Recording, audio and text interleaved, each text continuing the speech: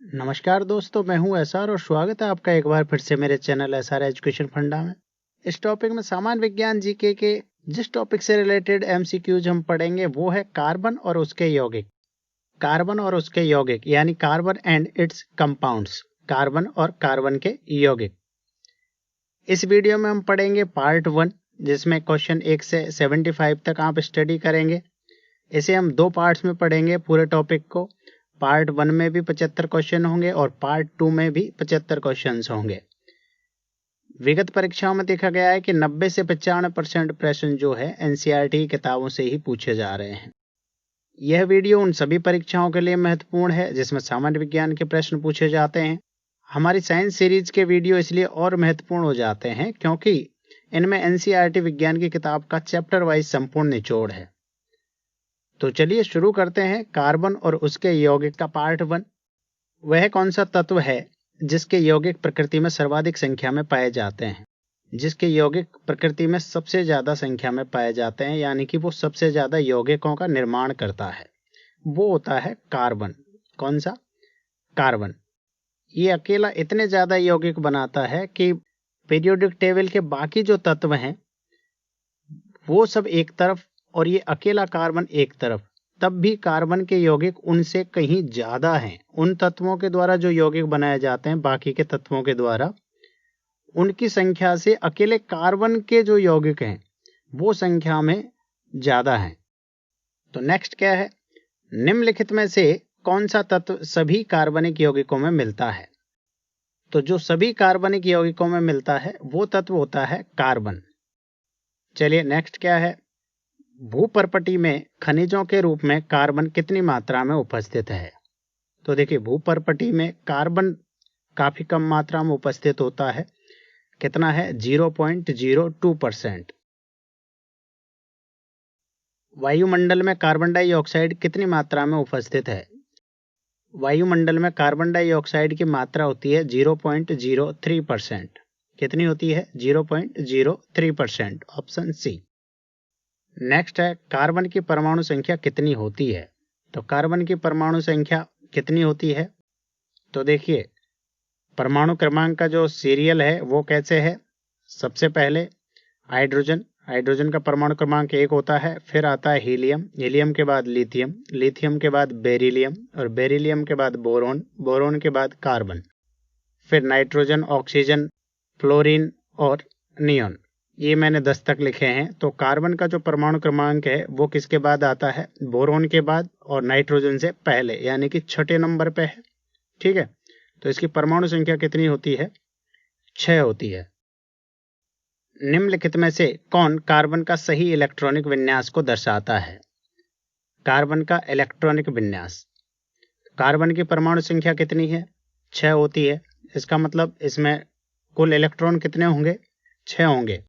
ध्यान रखिए, जितनी परमाणु संख्या होती है उतने ही उसमें प्रोटॉन पाए जाएंगे और उतने ही इलेक्ट्रॉन पाए जाएंगे। यानी कि यहाँ इसका परमाणु क्रमांक कितना है? 6 है, तो इसमें इलेक्ट्रॉन कितने हैं? 6 है। विन्यास कैसे लिखते हैं? विन्यास देखिए इस प्रकार से लिखा जाता है। पहले कोश में 2, दूसरे कोश में 8, तीसरे कोश में 8, चौथे कोश में 18, फिर पांचवें में 18। तो इस प्रकार से 2, 8, 8, 18, 18। जब इलेक्ट्रॉन को भरते हैं हम तो इसी क्रम में भरते हैं। पहले 2 इलेक्ट्रॉन भरे जाएंगे पहले कोश में, मैक्सिमम 2 ही इलेक्ट्रॉन भरे जा सकते हैं। उसके बाद अगले कोश में जो बाकी के बचे इलेक्ट्रॉन उन्हें भरेंगे। यानी कि पहले कोश में 2, मैक्सिमम 2 भरे जा सकते हैं। फिर दूसरे कोश जिसमें मैक्सिमम कितने भरे जा सकते हैं? 8 भरे जा सकते हैं। तो जब तक 8 इलेक्ट्रॉन अगले में ना भर दिए जाए तब तक उसे नेक्स्ट कोश में नहीं भरे जा सकते। ठीक है, तो पहला कोश 2, दूसरे में मैक्सिमम 8 और तीसरे में मैक्सिमम 8 और चौथे कोश में मैक्सिमम 18 इलेक्ट्रॉन। तो इसी प्रकार से हम भरेंगे। जैसे जैसे कोश बढ़ता जाएगा नेक्स्ट कोश में इलेक्ट्रॉन्स बढ़ते जाएंगे। तो यहाँ देखिए, जैसे मैं एक एग्जाम्पल ले लेता हूँ कि कोई तत्व है उसमें 20 इलेक्ट्रॉन है, तो उसे कैसे भरेंगे? देखिए, पहले कोश में 2 इलेक्ट्रॉन, मैक्सिमम 2 आ सकते हैं, 2 भर देंगे। दूसरे कोश में 8, मैक्सिमम 8 आ सकते हैं, 8 भर देंगे। तो दोनों कोश को मिलाकर कितने हो गए? 10 इलेक्ट्रॉन। बचे कितने, 10 इलेक्ट्रॉन और बचते हैं, तो थर्ड कोश में कितने आ सकते हैं, 8 इलेक्ट्रॉन, उसमें 8 इलेक्ट्रॉन भर देंगे। अब कितने हो गए टोटल, 18। ठीक है, अब बचे 2 इलेक्ट्रॉन, इन 2 इलेक्ट्रॉन को किस में भरेंगे, चौथे कोश में, तो उसमें कितने आ जाएंगे, 2 इलेक्ट्रॉन। ठीक है, तो 20 इलेक्ट्रॉन वाले तत्व के परमाणु का इलेक्ट्रॉनिक विन्यास क्या हो जाएगा, 2 8 8 2।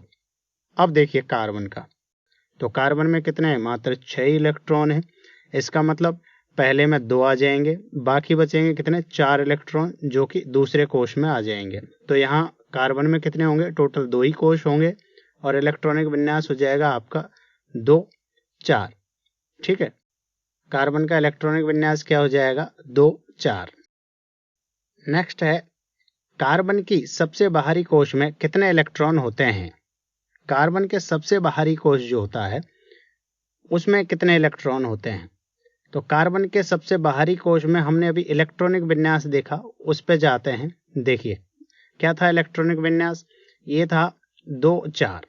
ठीक है, जो 2 है वो तो आंतरिक कोश है और 4 जो है वो कौन सा है, सबसे बाहरी कोश हो जाएगा। जिस कोश में 4 इलेक्ट्रॉन है, ठीक है, वो कौन सा हो जाएगा, सबसे बाहरी कोश। इसको दूसरी तरीके से मैं आपको बता देता हूं। देखिए ये नाभिक है, नाभिक के बाद कार्बन में सिर्फ 2 ही कोश होंगे। पहले कोश में जो अंदर का कोश है उसमें 2 इलेक्ट्रॉन और बाहर का कोश है उसमें कितने इलेक्ट्रॉन हो जाएंगे, 4 इलेक्ट्रॉन हो जाएंगे। ये बाहर का कोश है। ठीक है, तो इस बाहरी कोश में कितने इलेक्ट्रॉन है, कार्बन के में 4 इलेक्ट्रॉन है। कार्बन का परमाणु द्रव्यमान क्या है। कार्बन का परमाणु द्रव्यमान क्या होता है, तो कार्बन का परमाणु द्रव्यमान होता है 12 एटॉमिक मास यूनिट, AMU, यानी कि एटॉमिक मास यूनिट। तो 12 एटॉमिक मास यूनिट इसका परमाणु द्रव्यमान हो जाएगा। परमाणु द्रव्यमान दिया हो तो उसको हम जनरली AMU में ही लिखेंगे।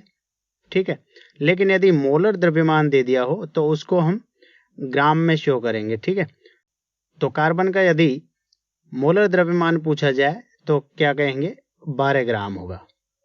ठीक है, नेक्स्ट है, उत्कृष्ट गैस विन्यास प्राप्त करने के लिए कार्बन को इसके सबसे बाहरी कोश में कितने इलेक्ट्रॉन होने चाहिए।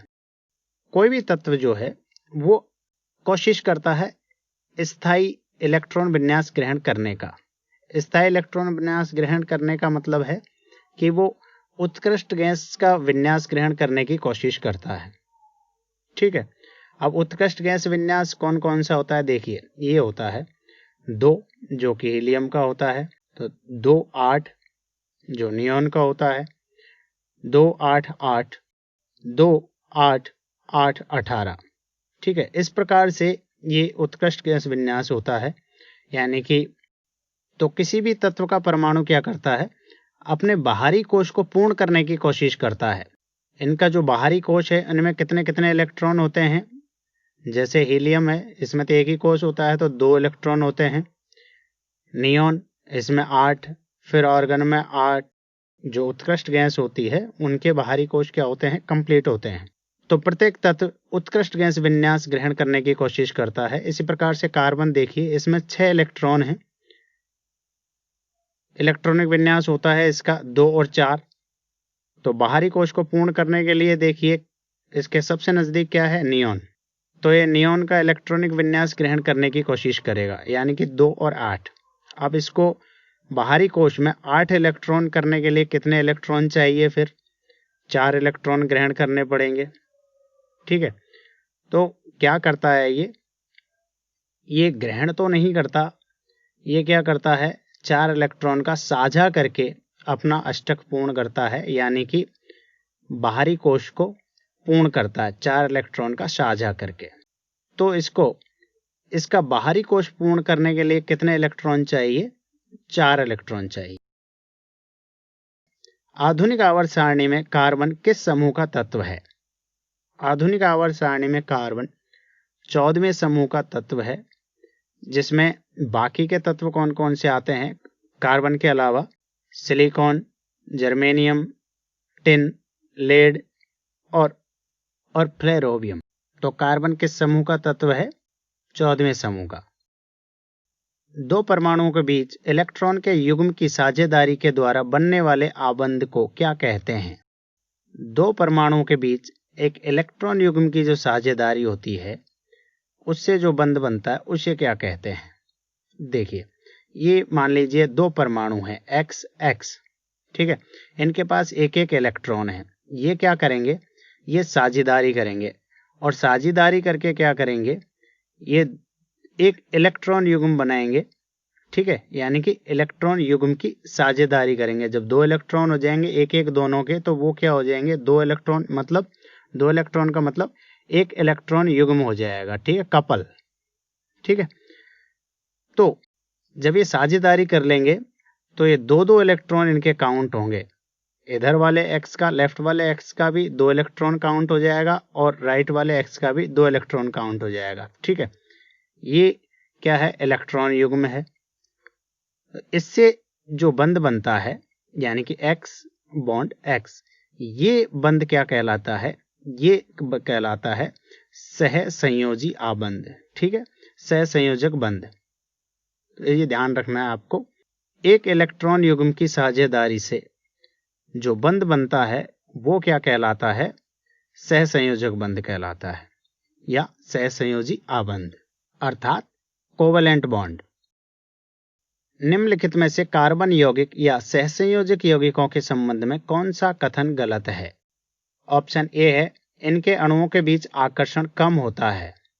तो ये बिल्कुल सही है, इनके अणुओं के बीच आकर्षण कम होता है। यह सामान्यतः विद्युत के कुचालक होते हैं। ये भी सही है, ये सामान्यतः क्या होते हैं? विद्युत के कुचालक होते हैं।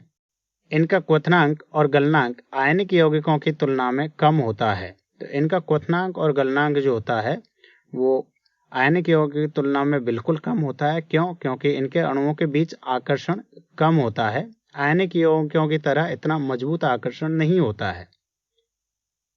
ऑप्शन डी क्या है? यह इलेक्ट्रॉन के पूर्ण स्थानांतरण से बनता है। तो ये गलत है। ये जो सहसंयोजक यौगिक होते हैं ये इलेक्ट्रॉन की साझेदारी से बनते हैं, ना कि पूर्ण स्थानांतरण से। इलेक्ट्रॉन के पूर्ण स्थानांतरण से कौन से बनते थे? आयनिक यौगिक बनते थे, जो हमने पिछले चैप्टर में पढ़े थे, ठीक है। तो ये गलत कथन कौन सा हो जाएगा यहाँ पे? Option D. जब दो परमाणुओं के बीच एक इलेक्ट्रॉन युग्म की साझेदारी होती है तब उनके बीच कौन सा आबंध बनता है? जब दो परमाणुओं के बीच एक इलेक्ट्रॉन युग्म की साझेदारी होती है तो कौन सा आबंध बनता है? इनमें से देखिए, हमने देखा था एक इलेक्ट्रॉन युग्म की साझेदारी बनती है तो सहसंयोजक बंध होता है। लेकिन सहसंयोजक बंध भी तीन प्रकार के होते हैं, एकल आबंध, द्वि आबंध और त्रि आबंध, यानी कि सिंगल बॉन्ड, डबल बॉन्ड और ट्रिपल बॉन्ड, ठीक है।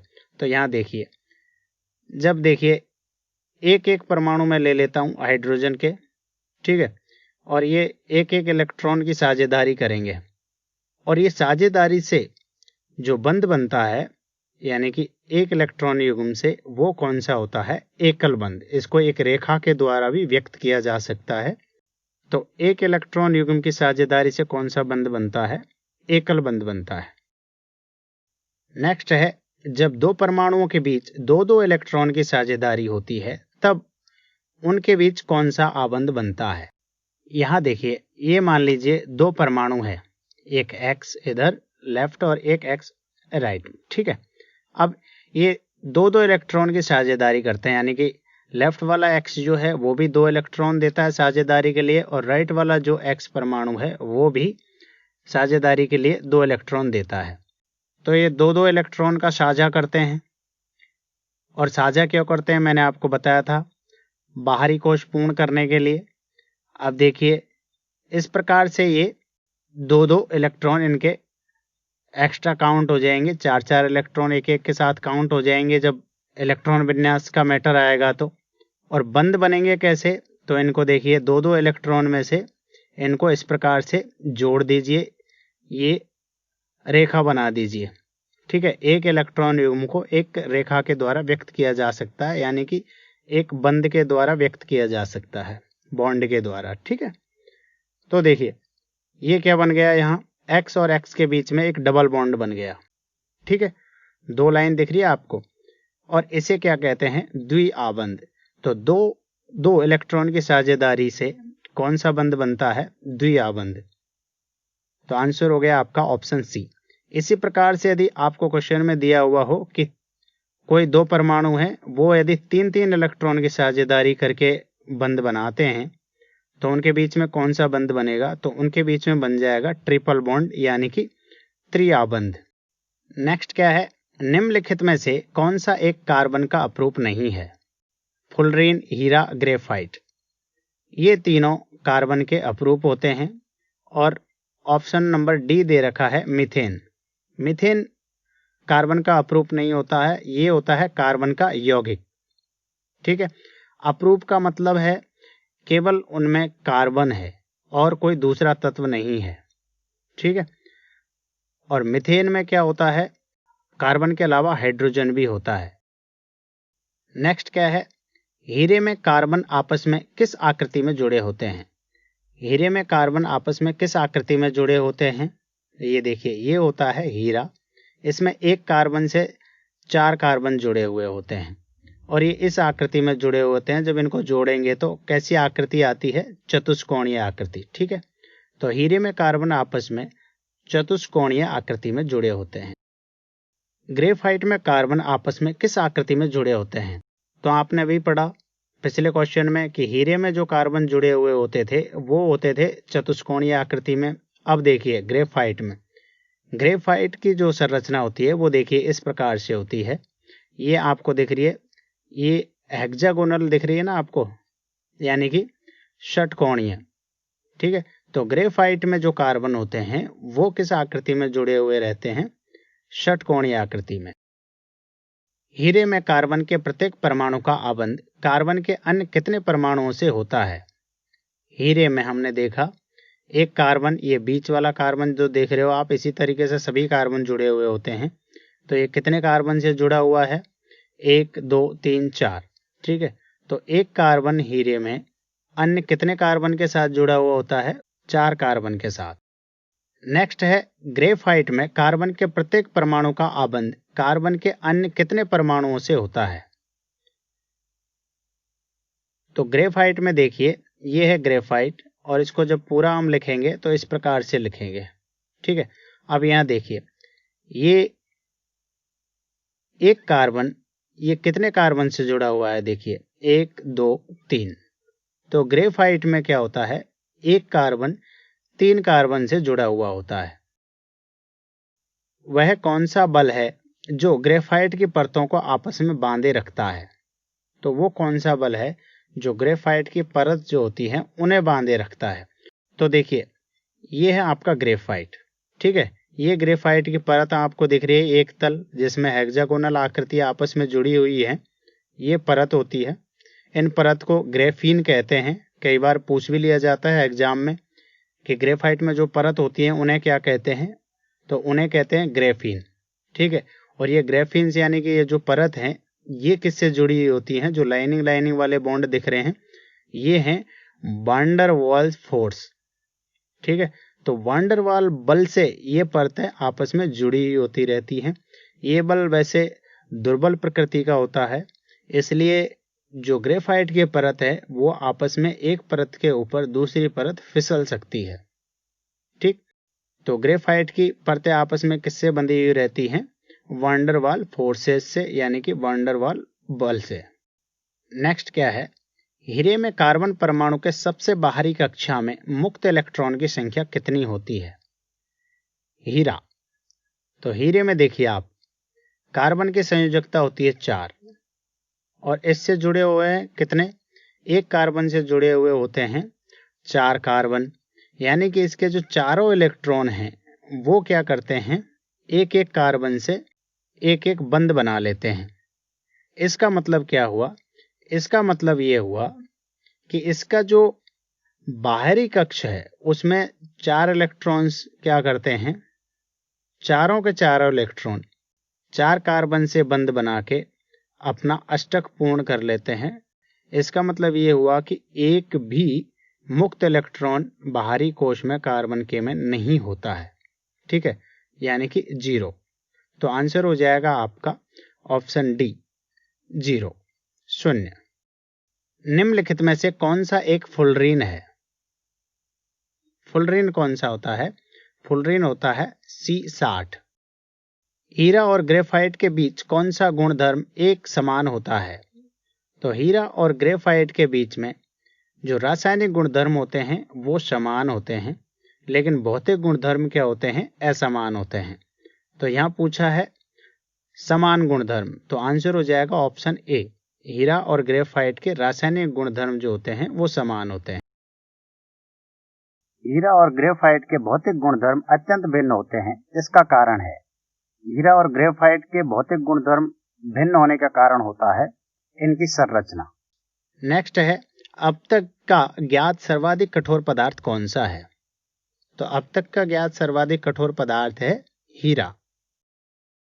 नेक्स्ट क्या है, कार्बन में कार्बन के ही अन्य परमाणु के साथ आबंध बनाने की अद्भुत क्षमता होती है, जिससे बड़ी संख्या में अणु बनते हैं।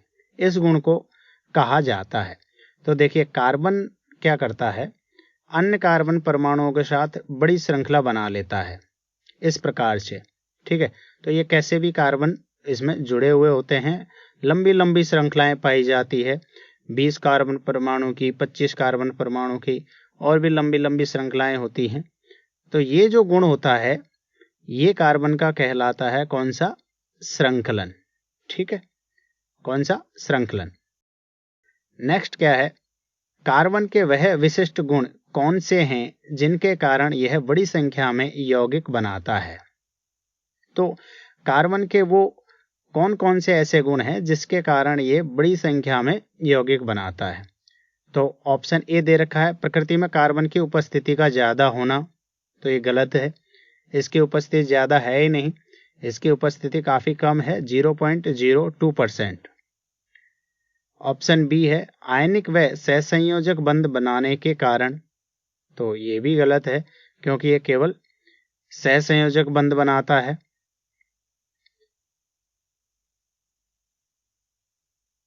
चतुसंयोजकता और श्रृंखलन, तो ये बिल्कुल सही है।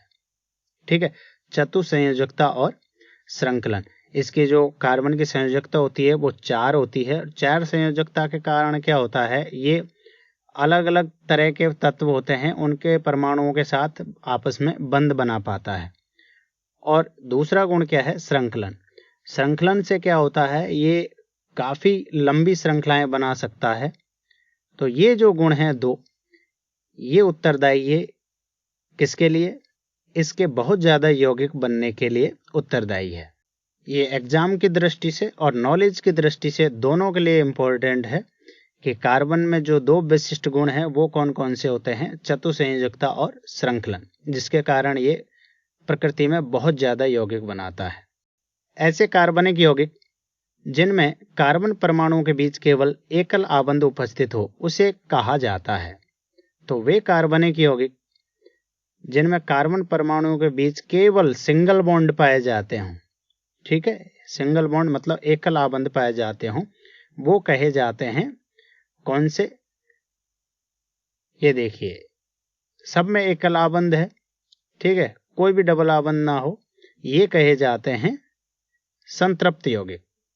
कौन से? सैचुरेटेड कंपाउंड्स, संतृप्त यौगिक। और असंतृप्त यौगिक कौन से होते हैं?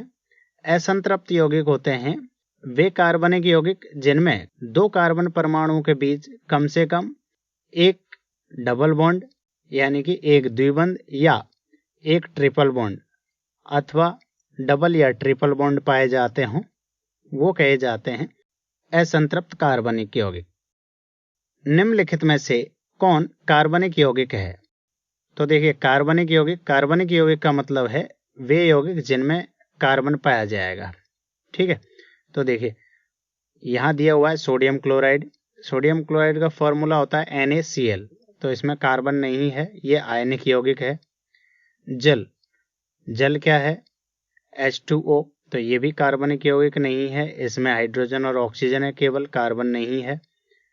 अमोनियम क्लोराइड NH4Cl, ठीक है, तो यहाँ देखिए नाइट्रोजन है, हाइड्रोजन है और क्लोरीन है, तो यहाँ भी कार्बन नहीं है, तो ये भी कार्बनिक यौगिक नहीं है। ऑप्शन डी देखिए, मीथेन का फॉर्मूला होता है CH4, तो इसमें कार्बन और हाइड्रोजन है। ठीक है, तो ये क्या होगा, कार्बनिक यौगिक होगा। ऑप्शन डी सही हो जाएगा आपका। कार्बनिक यौगिक कौन सा है, मीथेन। नेक्स्ट है, ऐसे कार्बनिक यौगिक जिनमें कार्बन परमाणुओं के बीच द्वि या त्रि आबंध भी उपस्थित हो, उन्हें क्या कहते हैं। वे कार्बनिक यौगिक जिनमें कार्बन कार्बन के बीच केवल सिंगल बॉन्ड हो, यानी कि एकल बंध पाए जाते हों, वो कहे जाते हैं संतृप्त यौगिक। और असंतृप्त यौगिक कौन से कहे जाते हैं, जिनमें कार्बन के बीच में डबल बॉन्ड हो या ट्रिपल बॉन्ड हो, यानी कि द्विबंध या त्रिआबंध पाए जाते हों, वो कहे जाते हैं असंतृप्त यौगिक। प्रयोगशाला में निर्मित किया गया पहला कार्बनिक यौगिक था। तो ये कार्बनिक यौगिक जब प्रयोगशाला में बना था, उससे पहले जब ये बना नहीं था, तो उससे पहले एक अवधारणा थी कि जो कार्बनिक यौगिक होते हैं वो सजीवों में ही पाए जाते हैं, यानी कि ये सजीवों में ही निर्मित होते हैं। लेकिन जब ये बना, यानी कि यूरिया जब बना, तो ये अवधारणा टूट गई। तो प्रयोगशाला में सबसे पहला जो कार्बनिक यौगिक बना वो था यूरिया। और यूरिया का निर्माण किसने किया था, वोहलर साहब ने। निम्नलिखित में से कौन सी हाइड्रोकार्बन श्रृंखला संतृप्त हाइड्रोकार्बन है। संतृप्त हाइड्रोकार्बन पूछा है। संतृप्त हाइड्रोकार्बन का मतलब है जिनमें केवल एकल बंध पाए जाते हों, यानी कि कार्बन कार्बन के बीच क्या पाए जाते हैं, सिर्फ सिंगल बॉन्ड पाए जाते हों, तो इन्हें कहा जाता है एल्केन। ठीक है, यानी कि एन का मतलब होता है सिंगल बॉन्ड, और ईन यानी कि एल्कीन, इनमें पाया जाता है डबल बॉन्ड, और एल्काइन इनमें पाया जाता है ट्रिपल बॉन्ड। ठीक है, एल्केन, एल्केन क्या है, एल्केन संतृप्त हाइड्रोकार्बन है। एल्केन का सामान्य सूत्र क्या होता है। एल्केन का सामान्य सूत्र होता है CnH2n+2। कई बार एग्जाम्स में पूछा जाता है, एल्केन का पूछ लिया जाता है, कभी एल्कीन का सामान्य सूत्र पूछ लिया जाता है, कभी एल्काइन का सामान्य सूत्र पूछ लिया जाता है। तो एल्केन का जो सामान्य सूत्र होता है वो क्या होता है, CnH2n+2। n इक्वल टू यदि यहाँ 1 रखें हम, तो क्या आ जाएगा, C1H2 मल्टीप्लाइड बाई 1+2। ठीक है, इसको सॉल्व करेंगे तो क्या आ जाएगा, CH4। तो एल्केन का जो प्रथम सदस्य हुआ वो क्या हुआ, CH4, जिसे हम मीथेन कहते हैं। ठीक है, नेक्स्ट है, निम्नलिखित में से एल्केन श्रेणी का प्रथम सदस्य कौन सा है। तो एल्केन श्रेणी का प्रथम सदस्य होता है मेथेन या मीथेन। ठीक है, जिसका फॉर्मूला होता है CH4। नेक्स्ट है, एल्कीन का सामान्य सूत्र क्या होता है। एल्कीन का सामान्य सूत्र, तो आप एक बात ध्यान रखेंगे, एल्केन फिर एल्कीन फिर एल्काइन। तो एल्केन से 2 हाइड्रोजन कम होते हैं एल्कीन में, और फिर थर्ड नंबर पे एल्काइन, तो उसमें एल्कीन से भी 2 हाइड्रोजन कम हो जाते हैं, यानी कि 2-2 हाइड्रोजन कम होते जाते हैं। एल्केन में जैसे 10 हाइड्रोजन है, तो एल्कीन के उतने ही कार्बन श्रृंखला वाले यौगिक में कितने हाइड्रोजन होंगे, 8। ठीक है, और एल्कीन के बाद में एल्काइन, एल्काइन के उतने ही कार्बन श्रृंखला वाले यौगिक में कितने हाइड्रोजन होंगे, 6 रह जाएंगे। ठीक है, तो देखिए एल्कीन का सामान्य सूत्र क्या हो जाएगा, CnH2n। Option A, CnH2n। Next है, एल्कीन श्रेणी का पहला सदस्य निम्न में से कौन सा है। ये बहुत ज्यादा पूछा जाता है। तो देखिए एल्कीन का पहला सदस्य कौन सा होगा। एल्कीन में क्या पाया जाता है, डबल बॉन्ड। ठीक है, तो कार्बन कार्बन के बीच डबल बॉन्ड जिनमें होता है वो कही जाती है एल्कीन। ठीक है, तो इसका मतलब एटलीस्ट कितने होंगे, 2 कार्बन यहाँ होंगे एक डबल बॉन्ड बनने के लिए। तो प्रथम सदस्य में कितने होंगे, मिनिमम 2 कार्बन होंगे, इसलिए यहाँ प्रथम सदस्य क्या हो जाएगा, 2 कार्बन वाला हो जाएगा। ठीक है, और 2 कार्बन का मतलब है एथीन। ठीक है, ये क्या हो जाएगा, एथीन। यहाँ मैथीन नहीं होगा, ये ध्यान रखना। जैसे एल्केन में प्रथम सदस्य मीथेन होता है, उस तरीके से एल्कीन श्रेणी में मैथीन नहीं होगा प्रथम सदस्य। कौन सा होगा प्रथम सदस्य? प्रथम सदस्य होगा एथीन। तो एल्कीन जो श्रेणी होती है उसकी शुरुआत कहाँ से होती है? एथीन से। और एल्केन की शुरुआत कहाँ से होती है? मैथेन से। नेक्स्ट है एल्काइन का सामान्य सूत्र क्या होता है? एल्काइन का सामान्य सूत्र क्या होगा? एल्काइन का सामान्य सूत्र होता है CnH2n-2। निम्नलिखित में से एल्काइन श्रेणी का प्रथम सदस्य कौन सा है? तो एल्काइन श्रेणी का जो प्रथम सदस्य होगा उसमें भी मिनिमम 2 कार्बन होंगे। इसका मतलब एल्काइन श्रेणी का जो प्रथम सदस्य होगा वो कौन सा हो जाएगा? C ट्रिपल बॉन्ड C, और इसकी संयोजकता जब पूरी करेंगे तो दोनों कार्बन से एक एक H जुड़ जाएगा। तो इस प्रकार से दोनों की संयोजकता यानी कि 4-4 पूरी हो जाएगी, मतलब 4-4 बॉन्ड दोनों के बने हुए हैं। ठीक है, इसे कहते हैं एथाइन अथवा एसिटिलीन। ठीक, तो एल्काइन श्रेणी का प्रथम सदस्य कौन सा हो गया? Option D, ethyne. तो ये क्वेश्चन भी एग्जाम की दृष्टि से बहुत ज़्यादा इम्पोर्टेंट है, कई बार पूछा जाता है और पूछा जाता रहेगा। तो इसमें आपने 2 चीज़ देखी, आपको दोनों चीज़ याद रखनी है, एल्केन, एल्कीन, एल्काइन, इन सभी के सूत्र और इनके प्रथम सदस्य।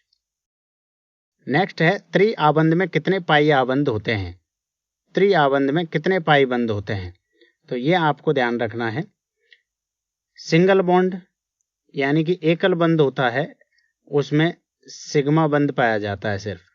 ठीक है, जब द्विबंध की बात आती है तो उसको 2 लाइन से इंगित करते हैं। तो एक होता है सिंगल बॉन्ड उसमें और एक होता है पाई बॉन्ड। ठीक है, पाई बंध। और त्रिआबंध में होता है एक सिंगल बॉन्ड और 2 पाई बॉन्ड।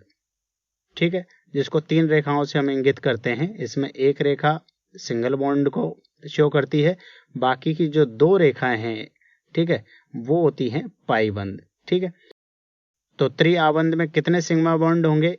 1, और पाई बॉन्ड कितने होंगे? 2। ठीक है, और डबल बॉन्ड में एक सिग्मा बॉन्ड होगा और एक पाई बॉन्ड होगा। तो यहाँ त्रिआबंध में पाई बंध पूछे हैं, तो कितने होते हैं त्रिआबंध में पाई बंध? 2 होते हैं। एकल, द्वि तथा त्रिआबंध में कितने कितने सिग्मा आबंध होते हैं?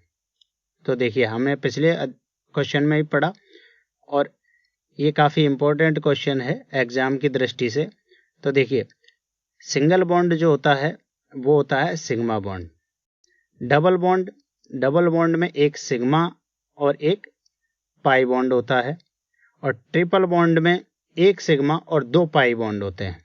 तो यहाँ देखिए, सभी में सिग्मा बंध जो है वो एक एक है। ठीक है, चाहे वो सिंगल बॉन्ड हो, डबल बॉन्ड हो या ट्रिपल बॉन्ड हो। ठीक है, तो आंसर हो जाएगा एकल, द्वि या त्रिआबंध, तीनों में एक एक सिग्मा बंध होते हैं। एथेन में कितने सिग्मा बंध होते हैं? तो एथेन में कितने सिग्मा आबंध होते हैं, कितने सिग्मा बॉन्ड होते हैं? देखिए, तो देखिए, एथेन का सूत्र जो होता है वो होता है C2H6। अब मैं आपको ये बता दूं, ये मीथेन, एथेन, प्रोपेन, ब्यूटेन कैसे लिखते हैं, तो आप आगे एल्केन, एल्कीन और एल्काइन के यौगिकों का नामकरण कैसे करोगे, उसके लिए आपको एक सीरीज याद होना जरूरी है कार्बन की संख्या की। ठीक है, तो जिसमें कार्बन का एक परमाणु हो उसे क्या कहते हैं? मेथ। ठीक है, जिसमें 2 परमाणु हैं कार्बन के वो कहा जाएगा एथ, 3 परमाणु वाला प्रोप, 4 परमाणु वाला ब्यूट, 5 वाला पेंट, 6 वाला हेक्स, जिसमें 7 होंगे वो कहा जाएगा हेप्ट, 8 ऑक्ट और 9 कार्बन परमाणु नॉन, और 10 कार्बन परमाणु जिस कार्बन श्रृंखला में होंगे वो कार्बन श्रृंखला डेक कही जाएगी। ठीक है, अब इसमें आपको जब एल्केन है यानी कि सब सिंगल बॉन्ड हैं तो वो हो जाएगी, जैसे एन एन लगा देंगे सबके पीछे, तो methane, ethane, propane, butane, pentane, hexane, इस प्रकार से हो जाएगा। ठीक है, जब उसमें कार्बन कार्बन के बीच डबल बॉन्ड आ जाएगा, ठीक है, सिर्फ डबल बॉन्ड और सिंगल बॉन्ड होंगे तो वो कही जाएगी इन। ठीक है, तो क्या हो जाएगा, जैसे ethene, propene, butene, pentene, hexene. ठीक है। इसी प्रकार से सिर्फ ट्रिपल बॉन्ड हो, यानी कि सिंगल बॉन्ड और ट्रिपल बॉन्ड हो, ठीक है, तो वो श्रृंखला क्या कही जाएगी, उनमें लग जाएगा आइन। कैसे? Ethyne, propyne, butyne, pentyne, hexyne. तो ये आपको याद रखना है किस प्रकार से इनके पीछे प्रत्यय लगते हैं, एन, इन और आइन। अब देखिए, अब पूछा है एथेन। एथेन में कितने सिग्मा बंध है? तो एथेन यानी एल्केन, तो एथ का मतलब हो गया 2 कार्बन परमाणु। तो जब फॉर्मूले में N की जगह 2 रखेंगे तो क्या आ जाएगा, C2H6 आ जाएगा एथेन का फॉर्मूला। और इसे विस्तार से लिखेंगे तो कैसे लिखेंगे इसकी संरचना? देखिए, 2 कार्बन लिख देंगे दोनों के बीच में, क्योंकि एल्केन श्रेणी का है तो सिर्फ सिंगल सिंगल बॉन्ड होंगे, बाकी की जो संयोजकता है वो हाइड्रोजन से पूरी कर देंगे। तो यहाँ देखिए कितने सिंगल बॉन्ड हो गए, यहाँ पे हो गए टोटल 7 सिग्मा बॉन्ड। देखिए कितने हो जाएंगे, 7 सिग्मा बंध। तो एथेन में टोटल सिग्मा बंध जो होते हैं वो कितने होते हैं, 7। नेक्स्ट है एसिटिलीन में सिग्मा तथा पाई बंध की संख्या क्रम से होती है।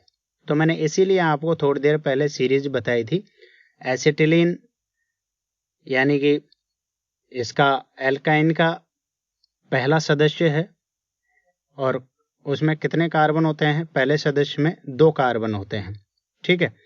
अब इसे यहाँ देखिए, C और C के बीच में क्योंकि आइन है तो ट्रिपल बॉन्ड बना दीजिए, बाकी की संयोजकता हाइड्रोजन से पूरी कर दीजिए, तो 2 हाइड्रोजन इधर उधर दोनों कार्बन में लग जाएंगे। अब यहाँ देखिए आप, सिंगल बॉन्ड कितने हैं, 1 2 3, ठीक है, और पाई बॉन्ड कितने हो गए, 2 पाई बॉन्ड हैं। तो यहाँ सिग्मा बंद हो जाएंगे एसिटिलीन में 3 और पाई बॉन्ड हो जाएंगे 2। एसिटिलीन में 3 सिग्मा और 2 पाई बंद होते हैं। नेक्स्ट है C2H6 किसका सूत्र है? C2H6 कार्बन कितने हैं, 2 का मतलब है एथ, ठीक है, 1 का मतलब था मेथ और 2 का मतलब है एथ, ठीक है। C2H6 ये कौन से फॉर्मूले में फिट होता है, CnH2n+2 में फिट होता है, ठीक है। यहाँ देखिए N की वैल्यू यदि 2 रखेंगे तो क्या आ जाएगा, C2H6 आएगा। इसका मतलब ये किसकी श्रेणी है, एल्केन श्रेणी है। तो एथ में क्या लग जाएगा, N लग जाएगा, ठीक है, प्रत्यय क्या लगेगा, N। तो ये C2H6 किसका सूत्र हो गया, एथेन का। अब देखिए नेक्स्ट क्या है, निम्नलिखित में से एसिटिलीन का सूत्र कौन सा है? एसिटिलीन किस श्रेणी का है, एल्काइन श्रेणी का है। इसका दूसरा नाम क्या होता है, इथाइन, ठीक है। अब एथाइन मतलब एथ का मतलब है 2 कार्बन, इसमें कितने होंगे, कार्बन कितने हुए, 2, ठीक है। जब फॉर्मूला देखेंगे एल्काइन श्रेणी का तो उसमें N की वैल्यू 2 रख दीजिए, फॉर्मूला आ जाएगा आपके पास में C2H2, ठीक। तो एसिटिलीन का सूत्र क्या होता है, C2H2। समान सूत्र लेकिन विभिन्न संरचना वाले यौगिकों को क्या कहा जाता है? जिनके सूत्र तो समान हो लेकिन संरचना भिन्न हो। जैसे ये देखिए, हम 4 कार्बन की एक श्रृंखला देखते हैं। इसमें देखिए मैं पहले कंकाल बनाता हूं। यहाँ देखिए इस प्रकार से इसको लिखा जा सकता है। पहले में एकदम सीधी श्रृंखला है और दूसरे में भी देखिए 4 कार्बन है लेकिन श्रृंखला सीधी नहीं है, ब्रांचेज दिख रही हैं, ठीक है। तो इस प्रकार का जो कंकाल हो जिनमें कार्बन का, उन्हें क्या कहा जाता है? उन्हें कहा जाता है संरचनात्मक समावयन, ठीक है। बाकी की संयोजकता आप हाइड्रोजन से पूरी कर दीजिए।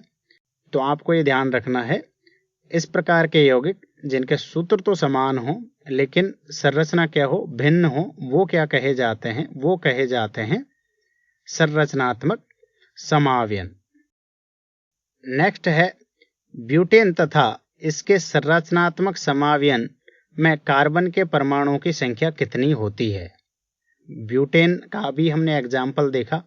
सूत्र क्या होता है, C4H10। इसके समावयन हमने देखे, एक तो सीधी श्रृंखला हमने बना दी और दूसरी ब्रांच वाली श्रृंखला, ठीक है। ये दोनों आपस में क्या है, संरचनात्मक समावयवी हैं।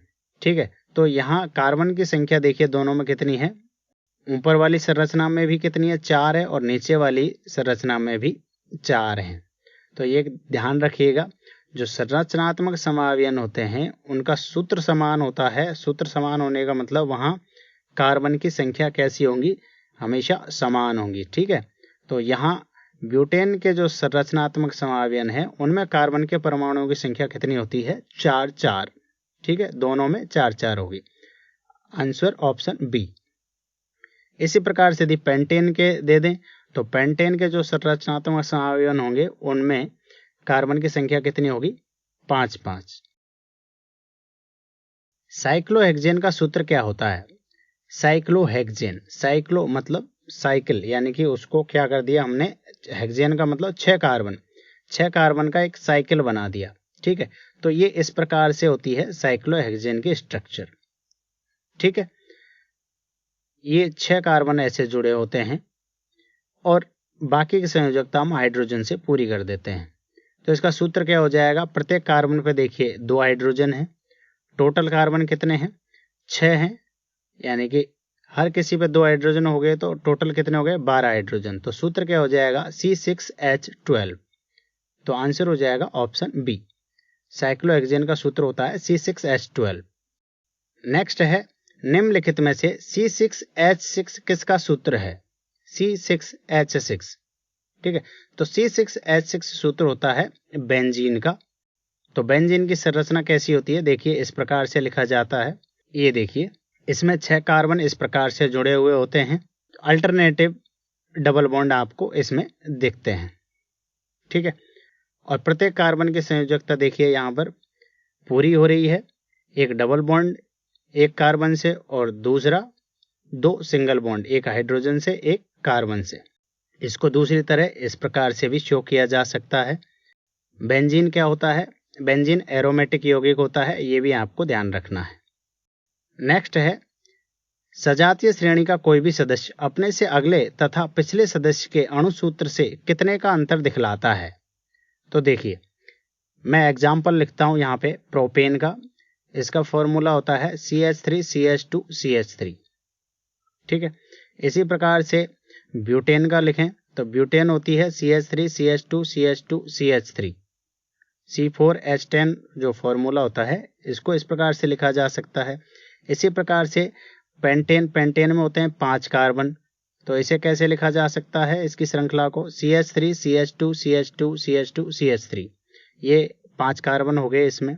तो यहाँ देखिए आप ब्यूटेन को देखिए, बीच में क्या है, ब्यूटेन। तो इसने कहा है अपने से अगले और अपने से पिछले सदस्य को। ठीक है, तो इससे अगला सदस्य देखिए आप, CH3 दोनों तरफ CH3 है, पेंटेन में भी और ब्यूटेन में भी। CH2 देखिए कितने हैं, CH2 पेंटेन में एक CH2 ज्यादा है।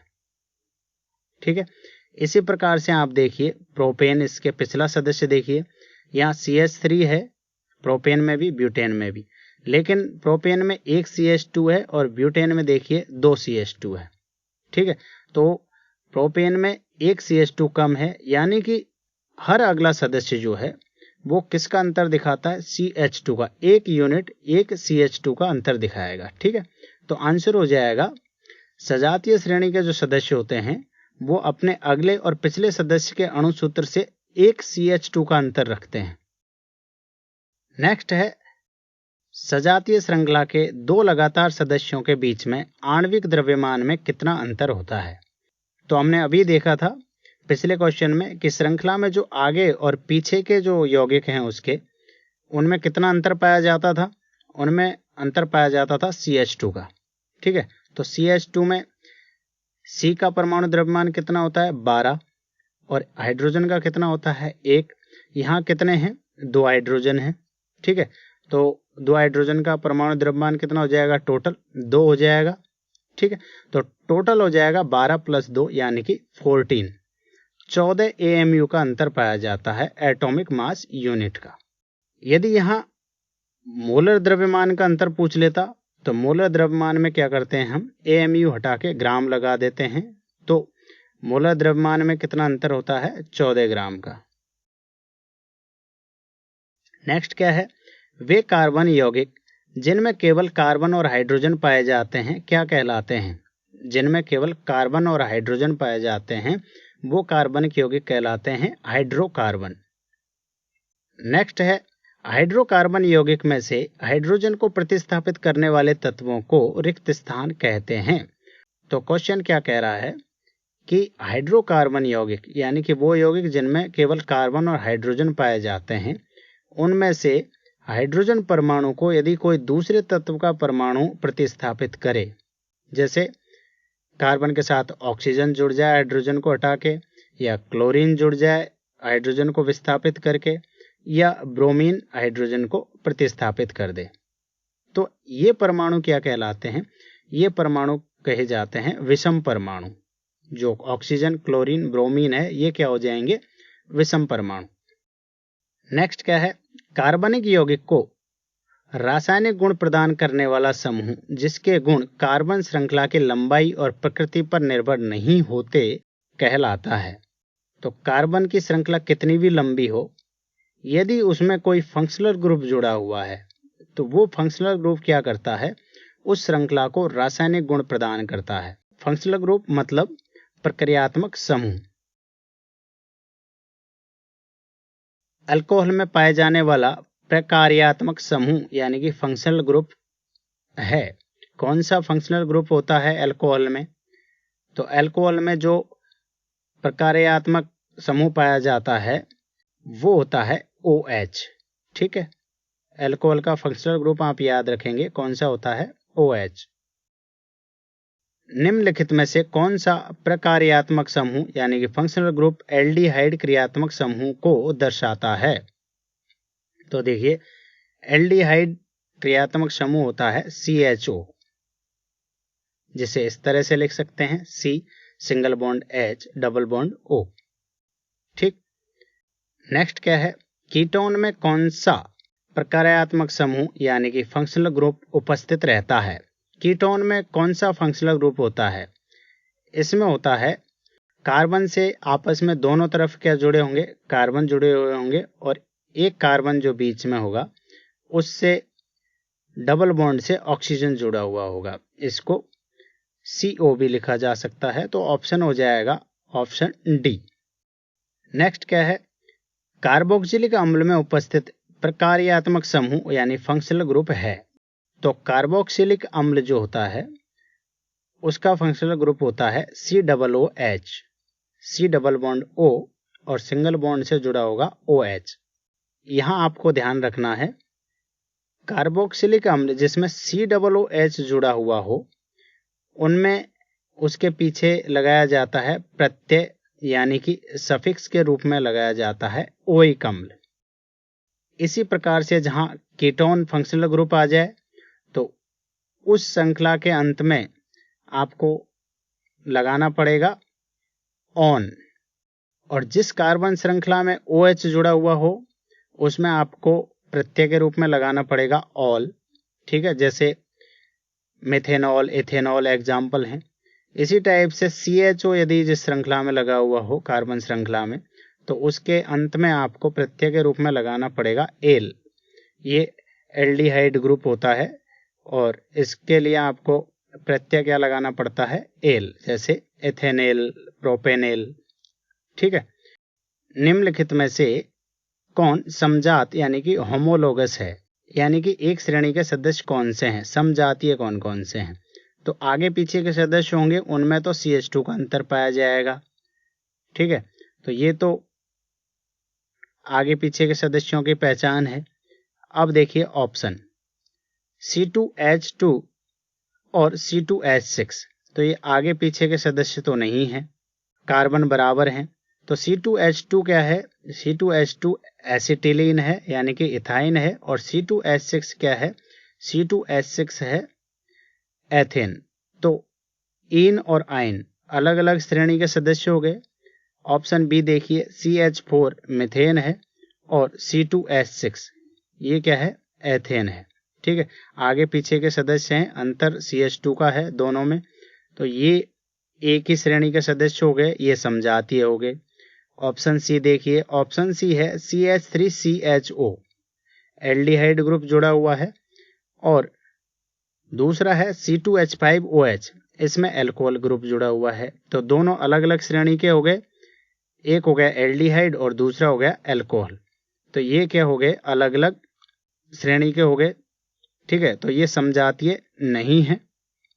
इसी प्रकार से देखिए CH3COCH3 कौन सा फंक्शनल ग्रुप है, इसमें कीटोन है, ठीक है। और HCOOH इसमें कौन सा फंक्शनल ग्रुप है, कार्बोक्सिलिक अम्ल है, ठीक है। तो ये भी एक श्रेणी के नहीं है, एक कीटोन हो गया, एक कार्बोक्सिलिक अम्ल हो गया। तो यहाँ पे जो समजातीय श्रेणी के हैं वो कौन कौन से हैं, वो हैं CH4 और C2H6, मीथेन और एथेन। तो यहाँ आपका आंसर हो जाएगा ऑप्शन बी। अब नेक्स्ट देखिए, निम्नलिखित में से कौन से युग्म समजातीय श्रेणी के सदस्य नहीं हैं। तो देखिए ऑप्शन ए में क्या दे रखा है, पहला C3H4 और C4H6, ये पहला सदस्य है प्रोपाइन और दूसरा सदस्य है ब्यूटाइन। तो ये आगे पीछे के सदस्य हैं, प्रोपाइन फिर उसके बाद ब्यूटाइन आता है, CH2 का अंतर रखते हैं, तो आयन श्रेणी के हैं, तो दोनों ही समजातीय श्रेणी के सदस्य हो गए। अब देखिए ऑप्शन बी है CH4 और C2H6, तो यहाँ देखिए CH4 मीथेन है और C2H6 क्या है, एथेन है। तो एल्केन श्रेणी के सदस्य हो गए, दोनों आगे पीछे के सदस्य हैं, एक CH2 का अंतर है। इसी प्रकार से नेक्स्ट देखिए CH3OH और C2H5OH, यानी कि यहाँ क्या दिया हुआ है, मेथेनॉल और एथेनॉल। तो ये अल्कोहल श्रेणी के सदस्य हैं, तो किसके हो गए, समजातीय श्रेणी के सदस्य हो गए, दोनों आगे पीछे के सदस्य हैं, CH2 यूनिट का अंतर है। इसी प्रकार से नेक्स्ट देखिए आप, नेक्स्ट क्या है, CH3COCH3, ये कीटोन श्रेणी का सदस्य है, और HCOOH का मतलब ओइक अम्ल यानी कि फॉर्मिक अम्ल है, कार्बोक्सिलिक श्रेणी का सदस्य है, ठीक है। तो ये अलग अलग श्रेणी के सदस्य हो गए दोनों ही, एक कीटोन श्रेणी का और दूसरा कार्बोक्सिलिक श्रेणी का। तो ऑप्शन डी जो है वो समजातीय श्रेणी का सदस्य नहीं है, दोनों डिफरेंट श्रेणी के हैं।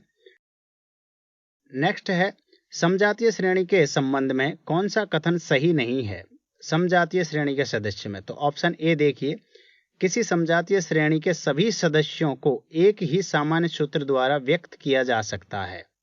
तो ये बिल्कुल सही है, कोई भी समजातीय श्रेणी के सदस्य हैं उनको एक ही सामान्य सूत्र द्वारा व्यक्त किया जा सकता है। जैसे एल्केन है, एल्केन का जो सूत्र होता है वो क्या होता है, CnH2n+2। नेक्स्ट क्या है, सजातीय श्रेणी का कोई भी सदस्य अपने से अगले तथा पिछले सदस्य के अणु सूत्र से CH2 का अंतर दिखलाता है। तो ये बिल्कुल सही है, यदि एक ही श्रेणी के सदस्य हैं तो उनके जो आगे पीछे के जो सदस्य होंगे उनसे CH2 का अंतर रखते हैं, जो कि मैंने पिछले क्वेश्चंस में भी आपको बताया था। किसी सजातीय श्रेणी के सभी सदस्य समान रासायनिक गुण प्रदर्शित करते हैं। तो ये बिल्कुल सही है, यदि सजातीय श्रेणी के सदस्य हैं तो उनके जो रासायनिक गुण होंगे वो क्या होंगे, समान होंगे। नेक्स्ट है, एक सजातीय श्रेणी के सदस्यों के भौतिक गुणों में क्रमिक परिवर्तन नहीं होता। ये गलत है, इनके रासायनिक गुण तो देखिए समान रहते हैं, लेकिन सजातीय श्रेणी के जो सदस्य होते हैं उनके भौतिक गुणों में अंतर पाया जाता है। ऑप्शन डी सही नहीं है। नेक्स्ट है, समजातीय श्रेणी में आणविक द्रव्यमान बढ़ने के साथ साथ गलनांक एवं क्वथनांक में रिक्त स्थान होती है। तो यह आपको ध्यान रखना है, इनके आणविक द्रव्यमान बढ़ने के साथ साथ क्या होता है, गलनांक और क्वथनांक में वृद्धि होती जाती है, यानी कि भौतिक गुणधर्म जो होते हैं वो भिन्न भिन्न होते हैं। नेक्स्ट है, असंतृप्त यौगिकों के दहन के दौरान किस रंग की लौ निकलती है। जब संतृप्त यौगिक जलते हैं तो उनकी जो ज्वाला होती है वो स्वच्छ ज्वाला होती है, ठीक है। लेकिन असंतृप्त यौगिक जो होते हैं जब वो जलते हैं तो किस ज्वाला के साथ जलते हैं, पीली लौ के साथ जलते हैं। असंतृप्त यौगिकों के दहन पर जो ज्वाला निकलती है उसका रंग कैसा होता है, पीला। नेक्स्ट है, निम्नलिखित में से कौन सा कथन सत्य है? सत्य कथन पूछा है। ऑप्शन ए देखिए, सहसंयोजक यौगिक सिर्फ ठोस अवस्था में ही मिलते हैं। ये गलत है। सहसंयोजक यौगिक जो होते हैं वो द्रव अवस्था में भी मिलते हैं और गैसीय अवस्था में भी मिलते हैं। ऑप्शन बी, सहसंयोजक यौगिकों का गलनांक अत्यधिक उच्च होता है। तो ये भी गलत है। सहसंयोजक यौगिकों का जो गलनांक होता है वो जनरली कम होता है। सहसंयोजक यौगिक सामान्यतः जल में घुलनशील होते हैं। तो ये भी गलत हो गया, ये सामान्यतः जल में घुलनशील नहीं होते। ऑप्शन डी दिया हुआ है, सहसंयोजक यौगिक कार्बनिक विलायक में घुलनशील होते हैं। तो ये बिल्कुल सही है। सहसंयोजक यौगिक जो होते हैं कार्बनिक विलायक में घुलनशील होते हैं। निम्नलिखित में से असंतृप्त हाइड्रोकार्बन कौन सा है? असंतृप्त हाइड्रोकार्बन, असंतृप्त का मतलब है जिनमें डबल बॉन्ड या ट्रिपल बॉन्ड अर्थात दोनों पाए जाते हों। ईन और आइन हमने पढ़े थे। एल्केन और एल्काइन। एल्केन तो होते थे संतृप्त हाइड्रोकार्बन और एल्कीन और एल्काइन यानी कि ईन और आइन ये क्या होते थे? असंतृप्त हाइड्रोकार्बन। तो यहाँ पे देखिए प्रोपेन, ब्यूटेन और एथेन ये किसके हैं? एल्केन के एग्जाम्पल हैं। तो ये तो हैं संतृप्त हाइड्रोकार्बन। और ऑप्शन डी क्या दिया हुआ है? इथाइन यानी कि आइन। इसका मतलब यहाँ क्या है? ट्रिपल बॉन्ड पाए जाएंगे। तो ये कौन सा हो जाएगा? असंतृप्त हाइड्रोकार्बन हो जाएगा। C6H14 किस हाइड्रोकार्बन का सूत्र है? C6H14। तो C6H14 किस फॉर्मूले में फिट बैठता है? CnH2n+2 में। ठीक है, इसका मतलब एल्केन श्रेणी का सदस्य है। अब C6 जिसमें 6 कार्बन हो वो क्या होता है? हेक्स। ठीक है, और एल्केन में जो प्रत्यय आता है वो आता है एन। तो हेक्स के आगे क्या लग जाएगा? एन। तो ये क्या हो जाएगा? हेक्सेन। तो C6H14 कौन सा हाइड्रोकार्बन का सूत्र हो गया? हेक्सेन का। नेक्स्ट क्या है? निम्नलिखित में से क्लोरोप्रोपेन का सूत्र कौन सा है? क्लोरोप्रोपेन का, प्रोपेन यानी प्रोप का मतलब 3 कार्बन होंगे इसमें। प्रोपेन इसका फॉर्मूला होता है C3H8। इसे लिखा जा सकता है CH3CH2CH3। यहाँ पे एक हाइड्रोजन हटा दो और क्लोरीन जोड़ दो तो क्या हो जाएगा? क्लोरोप्रोपेन। और इसका फॉर्मूला क्या हो जाएगा? CH3CH2CH2Cl। ठीक है, हाइड्रोजन हटा के एक क्लोरीन जोड़ दी है। ये देखिए इस तरह का सूत्र कौन सा है? ये है ऑप्शन सी, CH3CH2CH2Cl। नेक्स्ट है HCHO क्या है? HCHO, तो CHO ग्रुप हमने देखा था वो कौन सा फंक्शनल ग्रुप था? वो था एल्डिहाइड। एल्डिहाइड ग्रुप है और ये पहला सदस्य है। तो इसे एल्डिहाइड को जो प्रत्यय लगाते थे वो लगाते थे हम एल। तो ये किसका फॉर्मूला है? मिथेनेल का। ठीक है, लेकिन मिथेनॉल का जो दूसरा नाम है वो क्या है? वो है फॉर्मेल्डिहाइड। ठीक है, तो यहां आंसर क्या हो जाएगा? Option A, formaldehyde. मीथेन का दहन करने पर क्या प्राप्त होता है? मीथेन के दहन का मतलब है ऑक्सीजन से रिएक्शन। तो मीथेन की जब ऑक्सीजन से रिएक्शन होती है तो प्राप्त होता है CO2 carbon dioxide plus H2O यानी जल और ऊष्मा। तो आंसर हो जाएगा आपका ऑप्शन डी। मीथेन के दहन पर क्या क्या प्राप्त होता है? कार्बन डाइऑक्साइड, जल और ऊष्मा। कोयले तथा पेट्रोलियम जैसे ईंधनों में कुछ मात्रा में रिक्त स्थान होती है जिसके दहन के फलस्वरूप उनके ऑक्साइड का निर्माण होता है जो पर्यावरण में प्रमुख प्रदूषक है। वे क्या है? तो जो प्रमुख प्रदूषक है पर्यावरण में वो कौन कौन सी होती है? सॉक्स और नॉक्स यानी सल्फर के ऑक्साइड और नाइट्रोजन के ऑक्साइड्स। ठीक है, इसका मतलब कोयले में कुछ मात्रा में क्या होती है? नाइट्रोजन और सल्फर। ठीक, तो ये जो नाइट्रोजन और सल्फर है ये ऑक्सीजन के साथ रिएक्शन करके क्या बनाती है? सॉक्स और नॉक्स यानी सल्फर के ऑक्साइड और नाइट्रोजन के ऑक्साइड। तो यहाँ आंसर क्या हो जाएगा आपका? कोयले में क्या होती है? कुछ मात्रा में नाइट्रोजन और सल्फर। यदि खाना बनाते समय कभी बर्तनों के तले काले होते हुए दिखाई दें तो इसका अर्थ है कि ऑप्शन ए है। ऑप्शन ए दिया हुआ है ईंधन को जलने के लिए अपर्याप्त वायु का मिलना। अपर्याप्त वायु, तो अपर्याप्त वायु जब भी मिलती है तो ईंधन पीली ज्वाला के साथ जलता है और हमारे बर्तन कैसे हो जाते हैं, काले हो जाते हैं, उनके नीचे ब्लैक ब्लैक पीपीटी जम जाता है। ठीक है, तो बिल्कुल सही है, ऑप्शन ए सही है। अपर्याप्त वायु मिलेगी तो बर्तन के जो तले हैं वो काले हो जाएंगे। ऑप्शन बी दिया हुआ है ईंधन का व्यर्थ व्यय हो रहा है, तो ये भी सही है।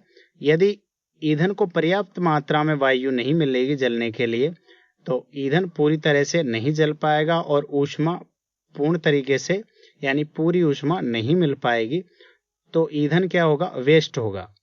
तो ये ऑप्शन भी सही हो जाएगा, ऑप्शन बी भी सही है। इसका मतलब ऊपर के दोनों ऑप्शन सही है, तो आंसर हो जाएगा आपका ऑप्शन सी, उपरोक्त दोनों। नेक्स्ट क्या है, कज्जल उत्पन्न होता है। कज्जल, कज्जल मतलब जो काला काला पीपीटी होता है अवक्षेप टाइप का, वो किससे प्राप्त होता है? तो वो होता है अपूर्ण दहन से। अपूर्ण दहन से, अपूर्ण दहन का मतलब है कि जलते समय ऑक्सीजन की पर्याप्त मात्रा न हो, यानी ऑक्सीजन की कमी के कारण क्या होता है, अपूर्ण दहन होता है।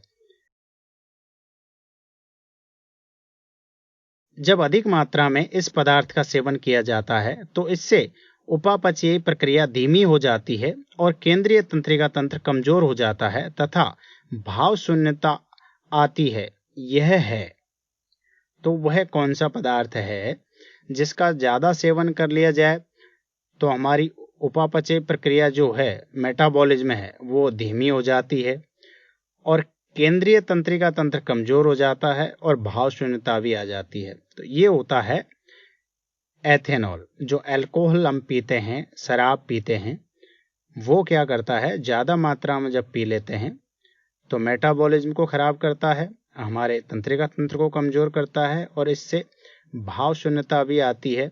बाकी के कई और भी साइड इफेक्ट हैं, जैसे उनीदापन है, किसी काम में मन ना लगना।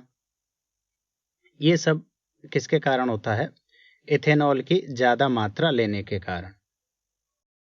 निम्नलिखित में से कौन से मिश्रण का उपयोग स्वच्छ ईंधन के रूप में किया जाता है? काफी इंपॉर्टेंट क्वेश्चन है, कई एग्जाम में पूछा जाता है। जो स्वच्छ ईंधन होता है वो अल्कोहल और पेट्रोल का मिश्रण होता है। किसका होता है, अल्कोहल और पेट्रोल का मिश्रण होता है। निम्न में से कौन एक फार्मिक अम्ल है? फार्मिक अम्ल कौन सा है? फार्मिक अम्ल ये होता है HCOOH।